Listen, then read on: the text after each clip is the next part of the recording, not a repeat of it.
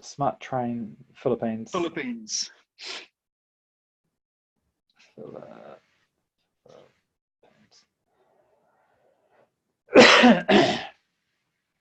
Hey, I've got this just so I don't forget. Okay, go for it, mate. Oh, we're on. Hey, g'day, guys. Yep. Kristen Harper, Harper Consultancy, and tonight I'm Glenn joined Morrison, Smart Train Philippines. by. Thanks, mate. Hey, Glenn, you got quite an interesting one that an interesting comment you made about this today's session. You talk me through it, mate. I like the sound of this. Yes. So I was lucky enough to work with a gentleman called Bruce Regan. Some people in Australia would have heard of Bruce and worked with him in the past. He was a man who, if you were ever trying to get hold of a customer by telephone and you just couldn't get hold of the people, he had a way of getting hold of people and making appointments that was unbelievable. And we bothered to get him to explain to our team how he did it. And he had a habit of saying unusual things to start the conversation to get their attention. So he would always say to people, when you call them, what do you think the person at the other end of the phone is doing at that time? What he would say is, well, most likely they're very involved in their business, and more often than not, they're staring at a screen. So you have to imagine that when you call that person, that the last thing they're looking forward to and imagining is that you're going to be on the other end of the phone and that they're actually going to pay any attention to you whatsoever.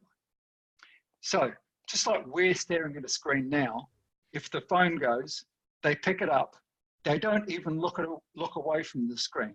Mm. So the first thing you have to do is say something strange so that they think, hang on a minute, I've got a nutter here. Yeah. I'm actually going to move away from a second. So you start out by saying, good morning, Glenn. You won't know me. And then you carry on to tell them your name. Yeah. I'm Glenn Morrison. But that mere fact that you said, good morning, Glenn, you won't know me, makes them think, it's a bit strange. And they don't look completely away from the screen, but they might stop for a second. Let's go on. No, you carry on. And then you're going to follow it up after a quick pause with, I do hope I haven't caught you at a bad time. Right? That's what most people would say, right? Most people would say, have I caught you at a bad time? Not, I hope. I do hope I haven't caught you at a bad time. I really like the way that you framed that as well. You just changed it a wee bit, but it's a false positive. Yeah. So you say something false with a positive ending, right? And it feels quite long when you say it the first time. And because it's a strange way of saying it, again, people think, hang on, you won't know me, first thing. I do hope I haven't caught you at a bad time. That's another strange thing. So now they've stopped looking at the screen and they're actually listening to you thinking, you're either a complete nutter or I'm going to absolutely listen to what you have to say. And now you can start talking to them because they're listening. Because you've got their attention. You have their attention, okay? If you don't do that, everything you say is just lost. They sit there looking at the screen, reading what's on the screen. They're not even listening to you for 1 second, nothing. Really, that's interesting. Because I still do not quite a bit, but I still do a wee bit of cold calling, and it's interesting way because I have something sort of similar, but probably I like the way that you framed it because it does, and I actually haven't thought about it that way, that somebody is looking at their screen and so forth, and I have I feel like I have a pretty good call rate, but I can see how that would work and how that would take their attention away as well. Correct. I think it's a really interesting way to do it. Yep. And if you put the pauses in the right place, it really does grab their attention. What we found, we tested it. We tested by we had a call center. We would test it by doing calls with people without using that methodology and with. Oh, wow. It was 17% was the difference in terms of the appointment rate using it versus not. So it's not the perfect world. It's not saying that if you always use this, you always have success. All it means is, like most things in sales, you increase your chances of success slightly if you use those terms. Yeah. That's interesting because he's somebody I've seen online. His name's Benjamin somebody. He's the most hated sales trainer in England. He's an Australian guy. I've watched a wee bit of his content. He's actually quite interesting. I've seen him do a bit of cold call live, and what he does is he gets on the phone. He goes, hello, Mister, whatever your name is, and first thing he says that this is a cold call.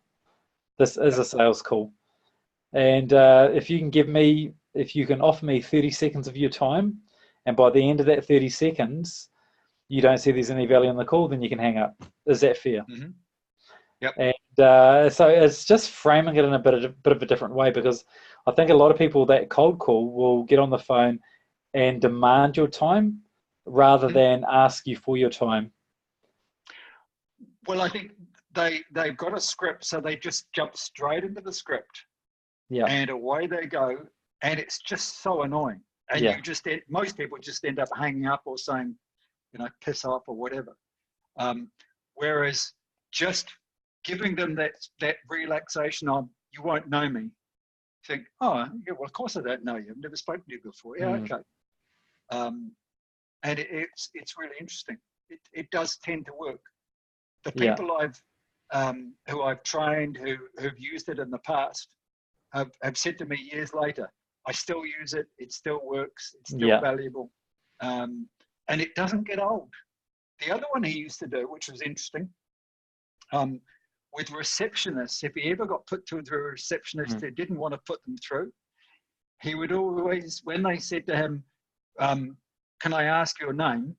He would spell his name. So he would say Regan, Regan. And again, they'd be thinking, oh God, I've got to get rid of this guy. And more often than not, they just say, right, I'll put you through now. Get rid of the nutter. Yeah. So there are so many simple things like that. He asked to talk to the managing director. He'd ring the company first, ask the name of the managing director, wait for an hour, ring back and ask for the managing director by name. And when the receptionist said, will he know where you're calling? He would just say, of course. It's just all confidence, isn't it? Total confidence. Never spoken to the managing director at all. Yeah. Of course he'll know. I mean, it works. Yeah, because I think, and just on that, Glenn, so there's that part of it, then there's call reluctance. How have you helped your teams in the past deal with call reluctance? How do you prepare for that? Yeah, it's great to have that scripting, that side of it, but then I think there's a lot of people that just don't want to get on the phone and that really struggle with that. Well, if you live long enough in sales, you all deal with call reluctance. There are many examples of things that in life you have to deal with and you never want to, but at some stage you just have to. Personally, mother-in-laws. And no, my one is good. My one is really good. So it wasn't a dig. I'm just saying other people maybe. Is she listening tonight? Is she? Is that why you're saying that? Call reluctance. I don't think anybody ever is at a zero. We've all got some of it at all times. But I have found that if you can train yourself, if you are making a lot of prospecting calls, firstly to call them hot prospect instead of cold calls. So it's just a frame of mind. Yeah. And dial and keep dialing and keep dialing. Don't wait. Don't put it down, having been told, piss off, you loser, and walk around and feel down about it. Just pick it up, dial the next number. Just keep going. Have your script, stick to it. Your script is only the script for the first 50 times. Yeah. After that, you start ad-libbing and you start adding your own personality to it. Yeah, and even what I do, rather than call it a script, I just say it's an outline. Anybody I've ever worked with or trained, I'd say, don't call it a script, because once you think it's a script, again, it's just that wording, like hot to cold.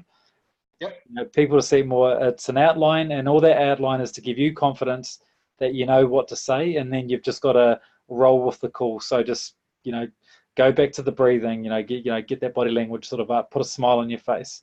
That shit does work, and the outline is just give you that confidence into what to say. But it is hard. The one I was taught many years ago is, if you're having problems, stand on the table. I walked into the office in Ubix, Christchurch, many years ago, and the salesman standing on the table, and I said, "What the hell are you doing? Get down off the table." And afterwards he came and he said, "I was making a difficult call to a senior guy in the business. So when I stand on the table, I feel taller than him." Yeah. But who was it? Who was it? God, I'm trying to think of his name. He went to work for King Salmon. He used to sit beside Peter Crampton. That's how many years ago it was. Oh, no, so way before my time. Oh, yeah. Way before. Yeah, But, I like that. And it does work. You try it. If you don't believe me, you stand up on the table and you make a phone call. It works. Because it's just so out of the box, isn't it? Yeah. But I don't know if you've ever noticed, especially if you've got headphones and you can move about with the phone. Yes. Walking and talking while you're talking to people, much better than sitting down feeling confined. Yeah. So because really generally a go-to for most people that are feeling uncomfortable about calling, it is that body language. It's just sort of, just going like this. And funnily enough, I just had a good chat with one of my best mates over in Aussie, and he's going had an interview today just with the mines up there, and one of the bros, and he's on the big heavy equipment, and I said, rather than worry too much about the, let's prepare for the question. So we gave him a bit of an outline, but I said, look, everything's going to be on, your body language. When you're in there, breathe deep, just smile, sit up straight, get a lot of questions prepared, get those questions prepared about you, about your strengths, about your weaknesses.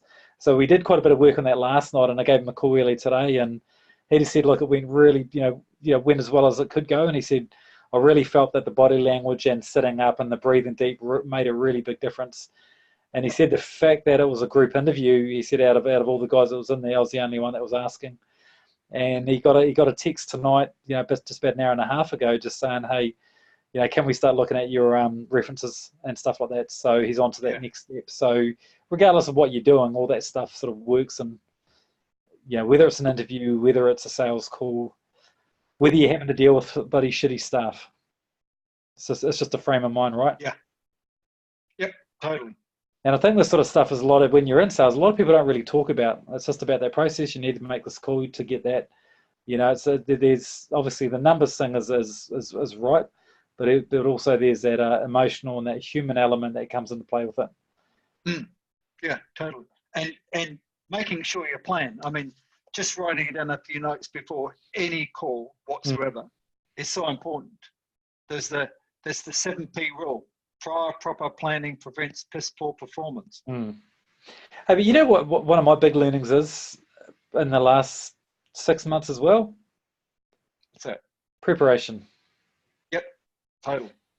Because I've always in the past, actually no, that's wrong. Not always. I've always, actually now I've just said always again. Why am I saying that? It's just automatic. I rely on my personality to get myself through a lot. So I'll just go, I'm not saying I can wing this, but generally a lot of the time I know I'll have a better outcome if I actually really prepare for it. Really prepare for the meetings rather than just turn up and let my experience and personality sort of shine through. The more that you're prepared and the more that you can ask those questions that are specific to their business and specific to them, the better outcome you're going to have. And I've even had a few meetings recently where I've walked away and the meeting went well, but I could have prepared so much better. So you're right, it is having that, having that preparation. Yeah, I've always been a planner. It's always been for me trying to think about everything that could possibly come up in the meeting beforehand. Yeah. And think of it from the customer's view.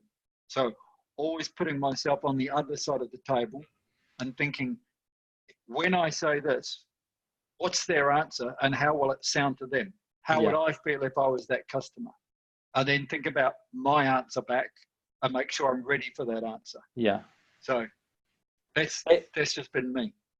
And with that, is it industry specific when you're thinking that way, or is it just more of a No, general? it's general. Yeah, So yeah, always thinking about, if when you make that statement, when you suggest this, when you recommend that, what would be the natural reaction of that buyer, that customer, okay, that market? yeah, Um, you can't always guess every angle because sometimes stuff comes out of the blue. yeah, I had one late last week where a customer turned around on a very big contract we're talking about and just said something completely left field. And I thought, wow, where did that come from? So you can't always plan every yeah, eventuality. I could have never have guessed that one, but it worked out okay. yeah. And what I've found, when you do get those, it's just being honest. I think, if I've had ones where it's like, I actually didn't expect you to ask that question. Do you Yeah. mind if I have a couple of minutes to think about it? Or bloody hell, what do you, you've obviously had, it's just sort of So reacting in a way that, the interesting one there is when somebody throws something to you out of left field, is to ask them what you should do next. good point. Yeah. So if they say, this is my problem, you can say to them, I'm not quite sure how to handle that. I don't think I've ever come across that before. Mm, If you were me, how would you deal with it? yeah, And quite often they'll resolve it for you. I've even had customers say to me, I can't think of an answer actually. So yeah, I guess you can't fix that. mm. Okay. I've been in a sales meeting where I've had something asked of me, and then they gave me a bit of a hard time about something. I said, well, it's no different from what you expect your salespeople to do. So why would this be any different? Yeah. And when I said that, they were just, the smile come on the face, and I knew they'd been a bit of an asshole. Yeah.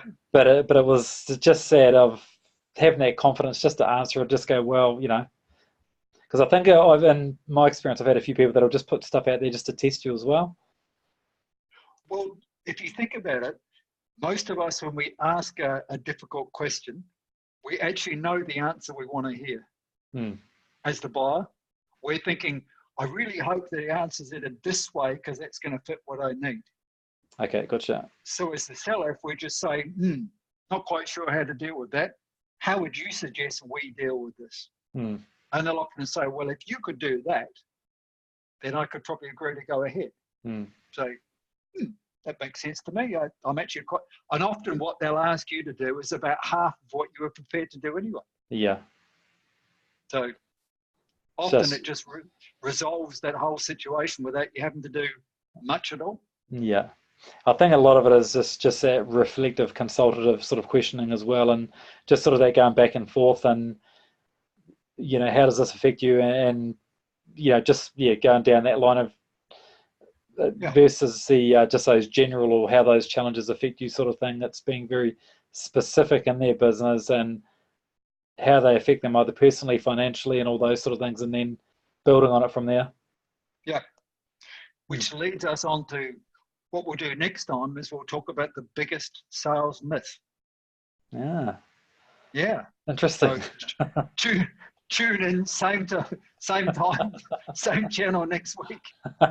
Cheers, Glenn. See you, buddy.